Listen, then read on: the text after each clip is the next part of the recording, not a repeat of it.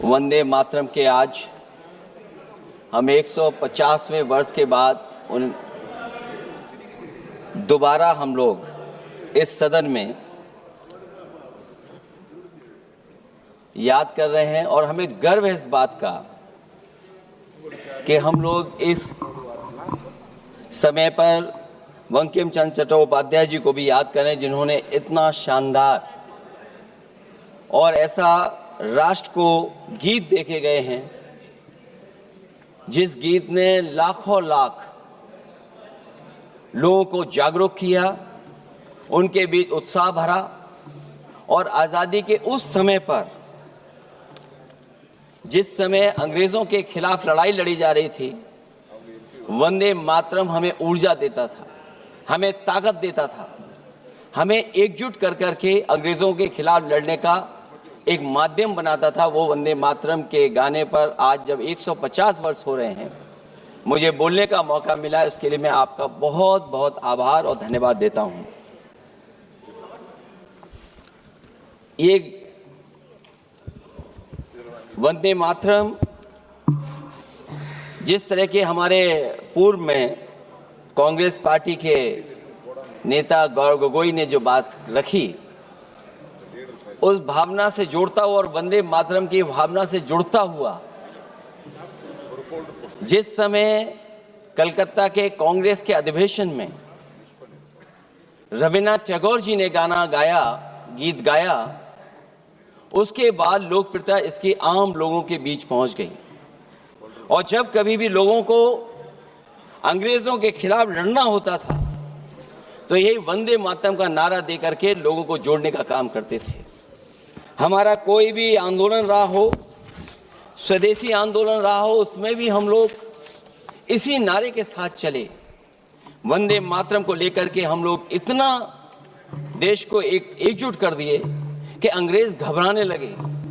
और जब अंग्रेज घबराने लगे तो जहां कहीं भी वो देखते थे कि ये नारा लग रहा है, वहां पर देशद्रोही का कानून लगाकर लोगों को जेल भेज देते। ये भी इतिहास है कि जिस समय बंगाल में बच्चों ने गाना गाया, इस गीत को अपने क्लासरूम में गाया, उस समय भी अंग्रेजों ने उनके खिलाफ मुकदमा लगा के उन्हें जेल भेजने का काम किया। ये वंदे मातरम अंग्रेजों ने बैन भी कर दिया। 1905 से लेकर के 1908 तक बैन कर दिया गया और बैन के बाद भी लोग माने नहीं, हमारे क्रांतिकारी लोग माने नहीं और वंदे मातरम को हमेशा उन्होंने अपने दिल और दिमाग में रखा और जनता के बीच में इस आंदोलन को आगे बढ़ाते रहे। सभापति महोदय, जो हमारे सत्ता पक्ष के लोग हैं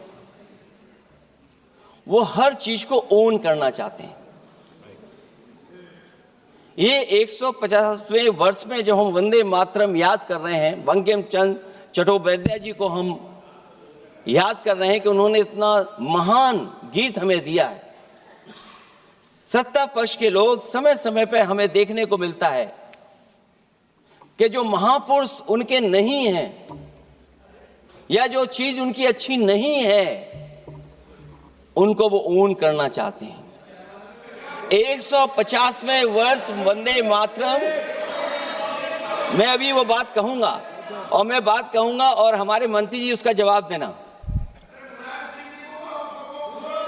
सभापति महोदय, क्योंकि ये बात ओन करने की आ रही है, अपनाने की बात आ रही है, तो मैं सभापति महोदय, मैं अपने सत्ता पक्ष के लोगों को याद दिलाना चाहता हूं। सत्ता पक्ष के लोगों की जो पार्टी आज है, भारतीय जनता पार्टी, जिस समय गठन हो रहा था, हमारे मुंबई और महाराष्ट्र के लोग जानते होंगे कि जिस समय गठन की चर्चा थी, उस समय आपके जो अध्यक्ष चुने गए थे, उनको जो भाषण देना है उस पर भी बहस चल रही थी। और बहस इस बात की थी कि भारतीय जनता पार्टी सेकुलर रास्ते पे जाएगी, सोशलिस्ट रास्ते पे जाएगी कि नहीं जाएगी।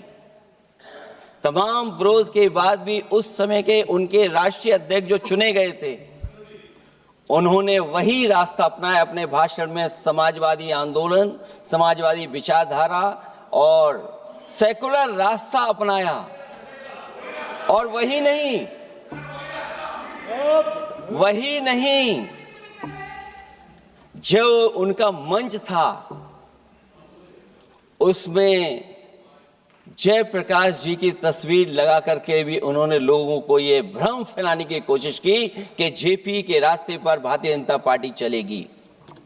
बताएं माननीय मंत्री जी, आप कितने सेकुलर हैं आज, कितने सोशलिस्ट हैं आज?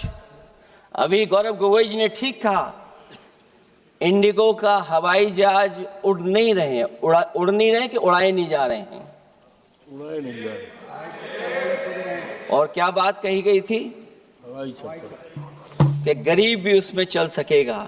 इसलिए सभापति महोदय, मैं बात दूसरी तरफ नहीं ले जाना चाहता हूं।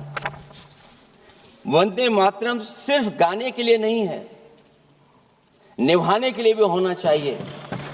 सभापति महोदय, आज हम आकलन करें, पीछे मुड़ करके देखें कि हम इस वंदे मातरम को कितना निभा रहे हैं। जिस वंदे मातरम ने आजादी के आंदोलन में सबको जोड़ा, आज के दरारवादी लोग उसी से देश को तोड़ना चाहते हैं। ऐसे लोगों ने, सभापति महोदय,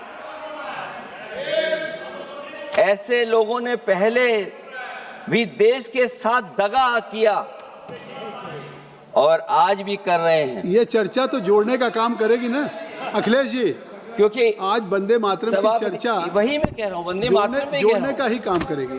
वंदे मातरम कोई दिखावा नहीं है, ना ही राजनीति का विषय है। क्योंकि सभापति महोदय, हम जब ये चीज इनके विचारों से, इनके भाषणों से जब बाहर सुनते हैं तो ऐसा लगता है कि वंदे मातरम इन्हीं का बनवाया हुआ गाना है। जिन्होंने, सभापति महोदय, जिन्होंने आजादी के आंदोलन में भाग ही नहीं लिया है,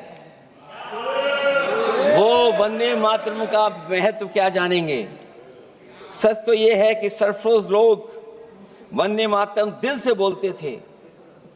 उन आजादी के दीवानों के खिलाफ कुछ लोग अंग्रेजों के लिए जासूसी और मुखबिरी का भी काम करते थे। दरअसल ये राष्ट्रवादी नहीं बल्कि राष्ट्र विवादी लोग हैं। जहां विवाद करना हो, कभी अंग्रेज विवाद कर करके, डिवाइड कर करके, डिवीजन कर करके राज किया करते थे। सभापति महोदय, आज भी वही रास्ता कुछ लोग अपना रहे हैं। वो डिवीजन का रास्ता अपना रहे हैं, डिवाइड का रास्ता अपना रहे हैं, दरारवादी रास्ता अपना रहे हैं।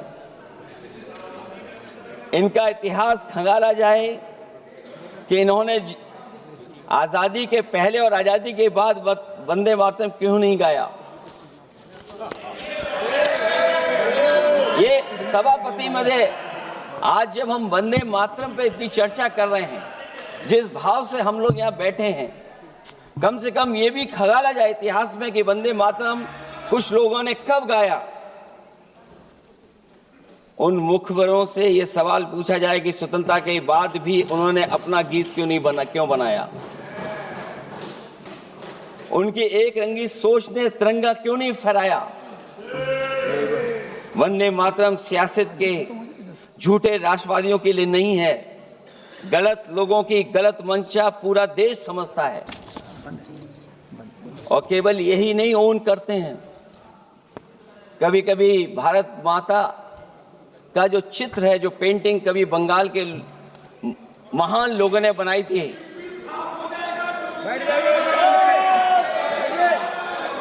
सभापति महोदय इनको देख लीजिए और फिर बैठ जाओ। सभापति महोदय, राजभर जी आप बैठिए, आपके नेता सभापति महोदय, वंदे मातरम का भाव ये भी था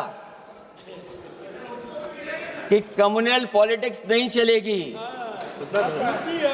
और कम से कम हमारे उत्तर प्रदेश के साथियों ने कम्युनल पॉलिटिक्स को अंत किया है वहां पर जहां से कभी इन्होंने शुरू की थी। आवाज बढ़ और सभापति महोदय, वंदे मातरम एक भाव के रूप में हमारे अंदर बसा है। चाहे उसके शब्द ना याद हो, चाहे अर्थ ना मालूम हो, चाहे पूरा याद ना हो, उस सच्चे भारतीय के अंदर देश प्रेम की भावना जगाने के लिए इसके दो शब्द ही काफी हैं। जो सच में देश की एकता और अखंडता चाहते हैं, जो भाईचारे को बुनियाद मानते हैं, उनके लिए दो शब्द भी पर्याप्त हैं जो इस वंदे मातरम से हमें मिलते हैं।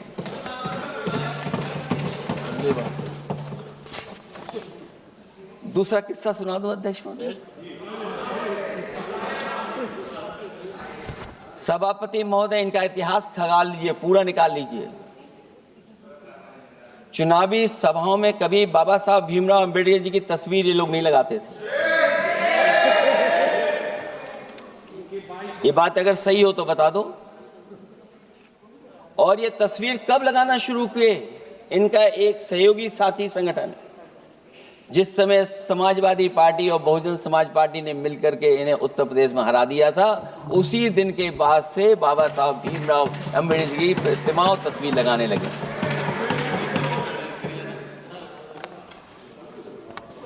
इसलिए सभापति महोदय, ये वंदे मातरम केवल गीत नहीं है। गीत के साथ साथ आज हमें ऊर्जा भी देता है। उस समय क्रांतिकारियों को ऊर्जा मिलती थी, एकजुटता का नारा था, हम साथ लेकर के चल रहे थे सबको, और देश के सभी लोगों ने जाति धर्म को भुला करके एक साथ मिलकर के वंदे मातरम के सहारे अंग्रेजों को भगाने का लगातार कोशिश की। और अंततः परिणाम ये हुआ कि जब देश जागा, वंदे मातरम के साथ साथ जय हिंद का नारा, इंकलाब जिंदाबाद का नारा लगा करके अंग्रेजों को इस देश से भगाने का काम किया। आज सभापति महोदय, जब हम चर्चा कर रहे हैं, हम कैसा देश बनाना चाहते थे और किस दिशा में हम लोग देश को ले जा रहे हैं। सभापति महोदय, मुझे अच्छा लगा कि प्रधानमंत्री जी ने वो बात याद दिलाई कि अंग्रेजों के जमाने में अगर बच्चे भी वंदे मातरम गा देते थे तो उन्हें देशद्रोही के कानून से जेल भेज दिया जाता था। आज जब हम आजाद हो गए हैं तो आज देखिए उत्तर प्रदेश में क्या हो रहा है कि जो प्राइमरी स्कूल है वो बंद किए जा रहे हैं। 26,000 से ज्यादा स्कूल बंद हो गए। और जब बच्चों को पढ़ाने के लिए हम लोगों ने जिम्मेदारी उठाई, पीढ़ी के समाज के लोगों ने जागरूक होकर के पढ़ाने की कोशिश की, तो कभी अंग्रेजों ने मुकदमा लगाया था बच्चों पर देशद्रोह का। आजादी के बाद भारतीय जनता पार्टी की सरकार ने वहां पर मुकदमे उन पे लगाए जो पढ़ने गए और जो पढ़ाने गए। तो इसलिए वंदे मातरम का भाव जो था, उसी भाव से जुड़ करके हम सब मिल करके इस देश को और मजबूत करें। यही हमारी भावना है, यही हमारी सदस्यों की भावना है। जब हम 150वें वर्ष में याद कर रहे हैं तो वहीं हम ये याद करें कि जिस भावना से वंदे मातरम को हम लोगों ने देश के सामने गा गा करके अंग्रेजों को भगा दिया, ये देश कैसे मजबूत हो, एकजुट कैसे हो, बिना भेदभाव के, और संविधान से कैसे चलें, क्योंकि ये संविधान से ही मिला हुआ हमें गीत है। इसलिए इस गीत के माध्यम से हम किसी पर टिप्पणी और किसी पर थोपने की कोशिश न करें और न किसी पे दबाव बनाने की कोशिश करें। आपका सभापति जी का बहुत बहुत धन्यवाद।